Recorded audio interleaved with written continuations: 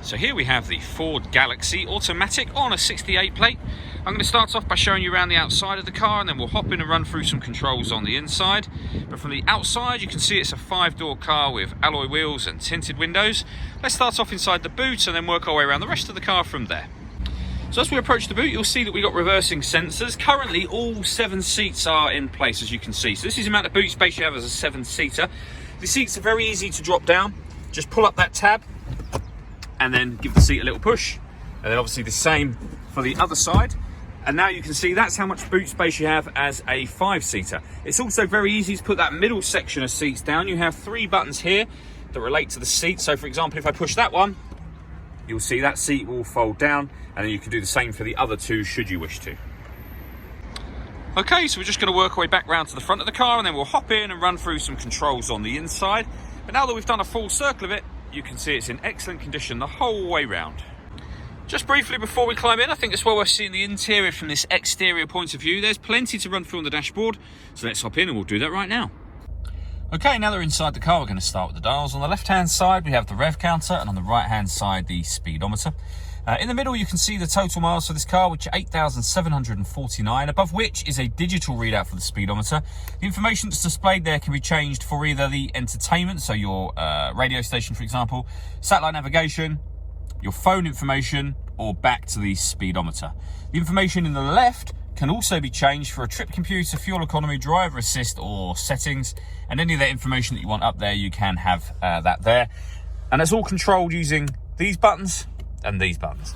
Over on the left here, we've got cruise control and speed limiter as well. And on the right, stereo and phone controls, including voice activation for the phone. So you can hit that button, ask it to dial anyone in your contact details, and it'll do that without you having to take your phone from your bag or pocket, which is obviously very good when driving.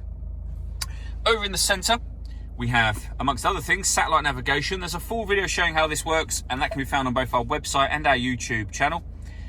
When it comes to the stereo and the music on this car, we have AM, FM and DAB radio.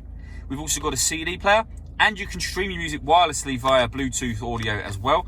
On top of those methods you see being displayed here, there are also 2 separate USB inputs. If you plug devices into those, we'll have extra boxes appear up on this screen. From the home screen there, this is where you pair your phone. Just hit add phone. Search for your vehicle on your device and select it once it is found. And then follow those instructions on screen from there. It's very easy to do.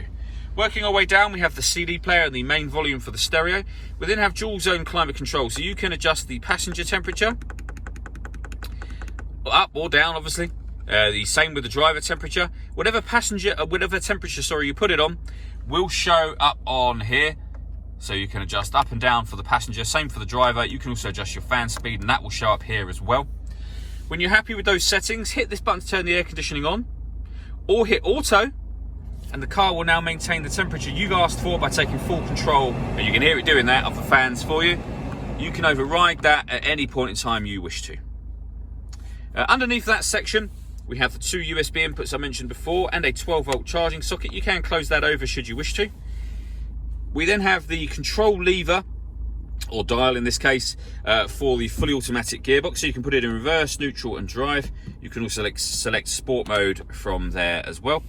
To the left of that, we can turn off the parking sensors. We can also turn off the stop and start. This car is designed to cut out when it's stationary in traffic to save you fuel. I've just turned that system off. And on the right hand side, we have the electronic handbrake. All that leaves me to say is thank you for taking the time to watch this video. If you'd like to come and see the car in person and have a test drive, please feel free to call any of our MJA sites. We'd love to hear from you soon.